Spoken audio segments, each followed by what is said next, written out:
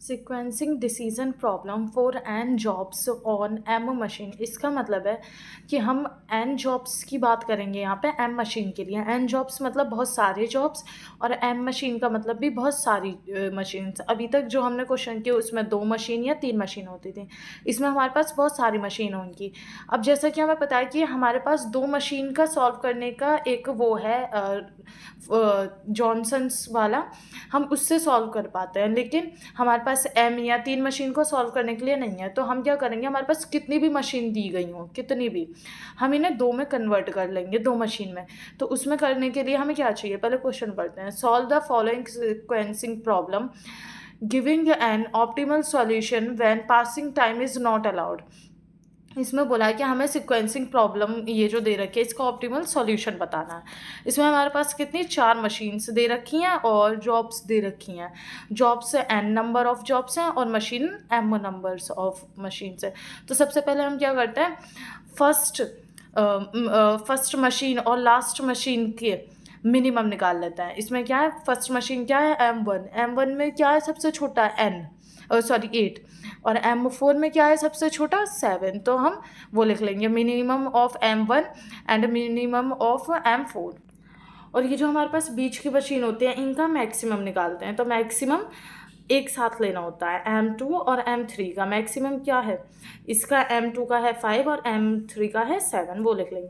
उसके बाद इनइक्वालिटी लगाएंगे M1 और ये फर्स्ट वाले मिनिमम और बीच वाले मैक्सिमम का, लास्ट वाले मिनिमम और बीच वाले मैक्सिमम का, और देखेंगे कंडीशन ट्रू है या नहीं। इधर वाली देखिए, मिनिमम M1 है 8 और मैक्सिमम M2 M3 है 7। तो क्या 8 7 के इक्वल है, 7 से बड़ा है, ट्रू, हाँ ये बड़ा है, ये ट्रू। और इस वाले में सेकंड कंडीशन में M4 मिनिमम और मैक्सिमम M2 और M3, मिनिमम M4 7 है और इसका भी मैक्सिमम 7 है। क्या 7 7 के इक्वल है, यस ट्रू। दोनों ही कंडीशन इसमें अप्लाई हो रही हैं, तो हम आगे बढ़ सकते हैं। इसमें जिस एम मशीन वाले में क्या होता है कि हमारे पास जितनी भी ये बीच वाली मशीन होती हैं हम इनका प्लस करके देखते हैं। जितनी भी एम वाली मशीन होती है इनका प्लस करके देखते हैं, और अगर ये कांस्टेंट होता है तो हम क्या करते हैं, M1 और M4 को मशीन 1 और मशीन 2 मान लेते हैं, यानी मशीन G और मशीन H मान लेते हैं। लेकिन अगर ये कांस्टेंट नहीं होता तो उसके लिए पूरा एक प्रोसीजर है, वो दूसरा क्वेश्चन मैं बताऊंगी। इस वाले में क्या है, हम क्या करेंगे, इन दोनों को बीच वालों को प्लस करेंगे, 3 और 5 8, 6 और 2 8, 4 और 4 8, 1 और 7 8, 5 और 3 8, कांस्टेंट है यानी सेम है। तो इन सब में ये क्या है, M2 और M3 बीच वाली मशीन का जो सम है वो सब में सेम है, तो कांस्टेंट है। तो इसमें हम क्या करेंगे, इसमें हम 2 जो हमारी मशीन है G और H, M1 और M4 को मान लेंगे। अब इसमें मशीन हम लिख लेंगे G और H, M1 और M2 की सारी वैल्यूज़ यहाँ पे हम नोट कर देंगे। उसके बाद इससे हम निकालेंगे ऑप्टिमल सीक्वेंस। ऑप्टिमल सीक्वेंस यहाँ से कैसे देखते हैं, पहले क्या है G है तो इधर साइड हम G देखेंगे, और दूसरा क्या है H, तो पीछे से हम H देखेंगे। G और H में इन सब में सबसे छोटा क्या है, 7। 7 किस पे, H वाली मशीन पे, और कौन सी जॉब पर है, B पर। तो यानी H की तरफ से B लिख देंगे। उसके बाद ये कट हो जाएगा। इससे बड़ा क्या है, 8।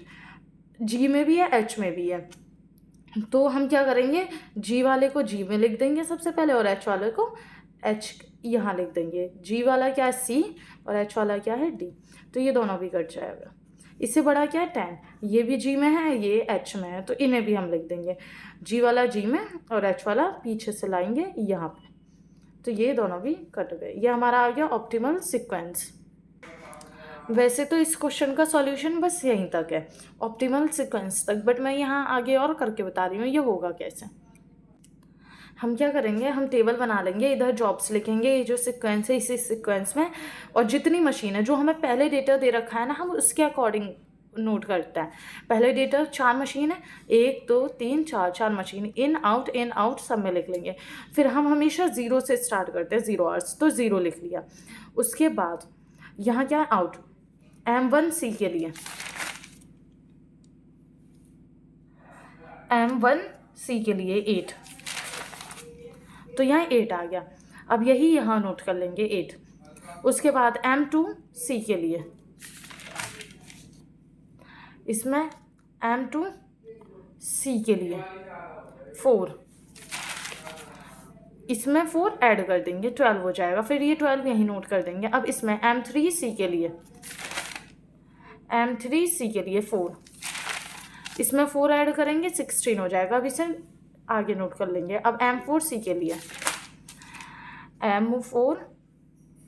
लिए 12, यहाँ पे हम 12 इसमें ऐड कर देंगे, 28 हो जाएगा।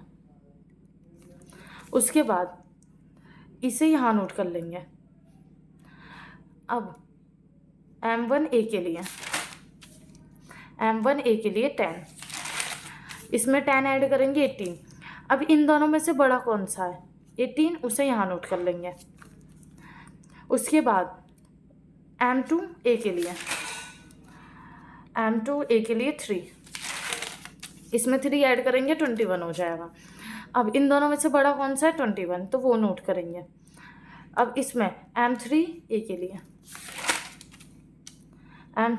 लिए 5, इसमें 5 ऐड करेंगे, 26। अब इन दोनों में से बड़ा कौन सा है? 28, तो वो यहाँ नोट हो जाएगा। अब M4A के लिए 14, इसमें 14 ऐड करेंगे, वो यहाँ नोट हो जाएगा। अब ऐसे ही इसे यहाँ नोट करेंगे, फिर इसका जो होगा उसमें ऐड कर लेंगे। ये पूरी टेबल ऐसी बनेगी। अब लास्ट में जो हमारे आवर्स आते हैं वो होता है हमारा टोटल इलैप्स्ड टाइम। ये हमारा टोटल इलैप्स्ड टाइम हो गया। अब इसमें हमें आवर्स नहीं दे रखे, ना ही मिनट्स या कुछ भी दे रखा है। तो जिसमें कुछ नहीं दे रखा होता है उसमें हम खुद की तरफ से यूनिट्स लगा लेते हैं। अब सबके लिए आइडियल टाइम निकालेंगे। आइडियल टाइम इलैप्स में से लास्ट वाले को माइनस करते हैं। लास्ट वाले को माइनस कर दिया और देखो कि इसमें कोई गैप है आवर्स का। ये 0 से स्टार्ट है, ठीक है। 8, 18, 34, 49 सब सेम है। इसका मतलब कोई भी आवर्स का मीन्स कोई भी यूनिट्स का गैप नहीं है। तो इसमें से सिंपल इसे माइनस कर देंगे 15 units. Ideal time for M2, ideal time M2 के लिए 76 माइनस 63, इसमें से इलैप्स टाइम में से इसके लास्ट वाले को माइनस करना होता है। फिर देखिए गैप, ये हमेशा 0 से स्टार्ट होना चाहिए, लेकिन ये स्टार्ट हो रहा है 8 से। तो इसका मतलब हम इसमें ऐड प्लस करेंगे, 8 प्लस करेंगे। उसके बाद इन दोनों में गैप है, हाँ है 6 का, तो वो प्लस कर देंगे। इन दोनों में गैप है, हाँ है 13 का, वो प्लस कर देंगे। इन दोनों में गैप है 10 का, वो प्लस कर देंगे। इन दोनों में गैप है 11 का, उसे प्लस कर देंगे। इसे सॉल्व करके ये आ जाएगा। ऐसे ही आइडियल टाइम फॉर M3, इसमें से इसे माइनस करेंगे। ये स्टार्ट होना चाहिए 0 में से, लेकिन ये 12 से स्टार्ट हो रहा है, तो यहाँ 12 प्लस कर देंगे। इन दोनों में गैप है 5 का, इन दोनों में गैप है 13 का, वो प्लस करेंगे। इन दोनों में 8 का, इन दोनों में 6 का, वो प्लस कर देंगे। सॉल्व करके हमारे पास 51 यूनिट्स आ जाएगा। अब आइडियल टाइम फॉर M4, इसमें से इसे माइनस करेंगे और कोई गैप है, हाँ ये 0 से स्टार्ट होना चाहिए, तो इसे प्लस कर देंगे 16। ये सेम है, ये डिफरेंट है, यानी ये इसमें कितने का गैप है 5 और इसमें कितने का गैप है 4। इन्हें कैलकुलेट करेंगे तो 25 यूनिट्स आ जाएगा।